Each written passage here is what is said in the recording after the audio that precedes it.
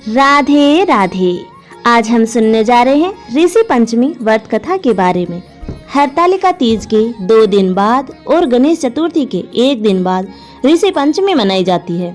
भाद्रपद मास के शुक्ल पक्ष की पंचमी के दिन ऋषि पंचमी का व्रत किया जाता है। ऋषि पंचमी कोई त्योहार नहीं है।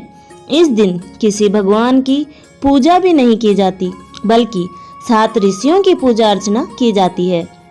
यह व्रत महिलाओं के लिए अटल सौभाग्यवर्ती व्रत माना जाता है।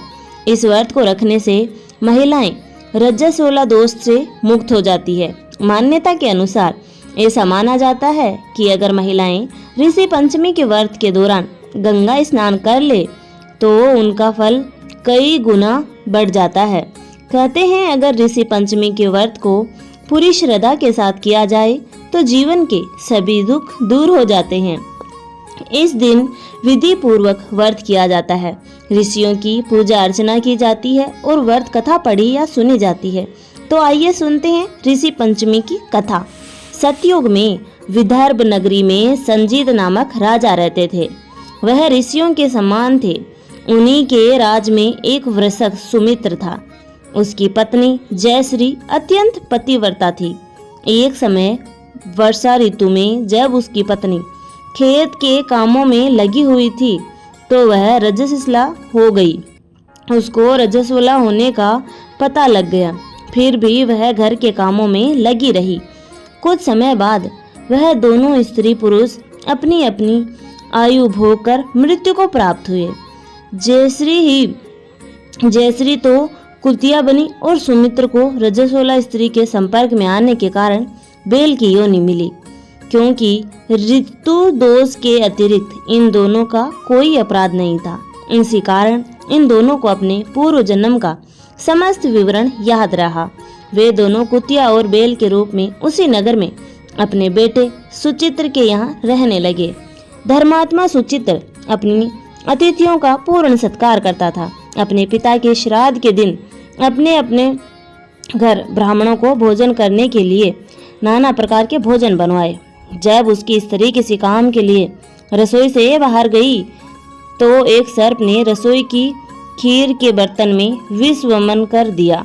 कुतिया के रूप में सुचित्र की माँ कुछ दूर से यह सब देख रही थी।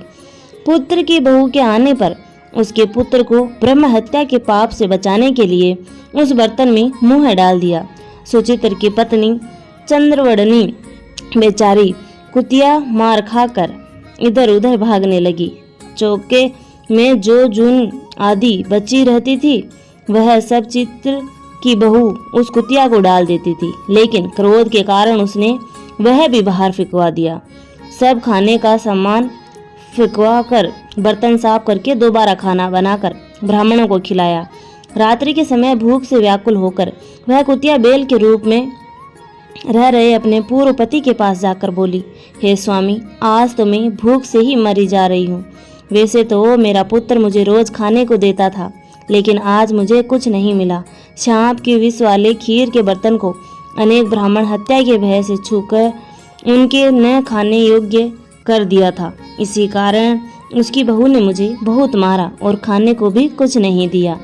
तब वह बेल बोला, हे भद्रे, तेरे पापों के कारण तो मैं भी इस योनि में आ पड़ा हूँ और आज बोझा ढोते ढोते मेरी कमर टूट गई है। आज मैं भी खेत में दिन भर हल में जुता रहा। मेरे पुत्र ने आज मुझे भी भोजन नहीं दिया और मुझे मारा भी बहुत। मुझे इस प्रकार कष्ट देकर उसने इस रात को निष्फल कर दिया है। अपने माता पिता की इन बातों को सुचित्र सुन रहा था। उसने उसी समय दोनों को भरपेट भोजन कराया और फिर उनके दुख से दुखी होकर वन की ओर चला गया। वन में जाकर ऋषियों से पूछा कि मेरे माता पिता किन कर्मों के कारण इन नीच योनियों को प्राप्त हुए हैं और अब किस प्रकार से उन्हें छुटकारा मिल सकता है। तब सर्वसप्तम ऋषि बोले, तुम इनकी मुक्ति के लिए पत्नी सहित ऋषि पंचमी का व्रत धारण करो तथा उसका फल अपने माता पिता को दो। भाद्रपद महीने की शुक्ल पक्ष की पंचमी को मुख शुद्ध करके मध्याह्न में नदी के पवित्र जल में स्नान करना और नए रेशमी कपड़े पहनकर अरुंधति सहित 7 ऋषियों का पूजन करना।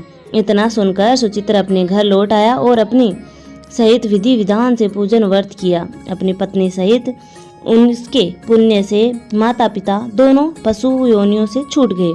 इसीलिए जो महिला श्रद्धा पूर्वक ऋषि पंचमी का व्रत करती है वह समस्त सांसारिक सुखों को भोग कर अंत में वैकुंठ को जाती है। भविष्य पुराण के अनुसार एक उत्तम नामक ब्राह्मण अपनी पत्नी सुशीला के साथ रहता था। उसके एक पुत्र और पुत्री थी, दोनों ही विवाह योग्य थे।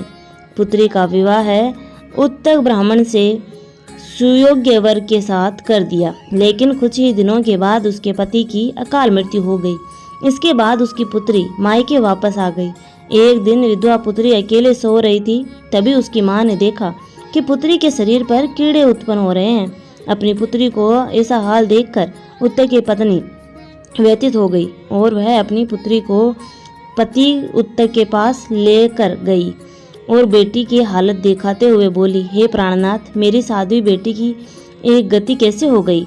उत्तक ब्राह्मण ने ध्यान लगाने के बाद देखा कि पूर्व जन्म में उनकी पुत्री ब्राह्मण की पुत्री थी, लेकिन रजस्वला के दौरान उसने पूजा के बर्तन छू लिए थे और इस पाप से मुक्ति के लिए ऋषि पंचमी का व्रत भी नहीं किया था। इस वजह से इसे इस जन्म में शरीर पर कीड़े पड़े हैं। फिर पिता के बताए अनुसार पुत्री ने इस जन्म में इन कष्टों से मुक्ति पाने के लिए ऋषि पंचमी का व्रत किया। इस व्रत को करने से उत्तक की बेटी को अटल सौभाग्य की प्राप्ति हुई। उम्मीद है आपको ऋषि पंचमी की ये दोनों व्रत कथाएं अच्छी लगी होगी।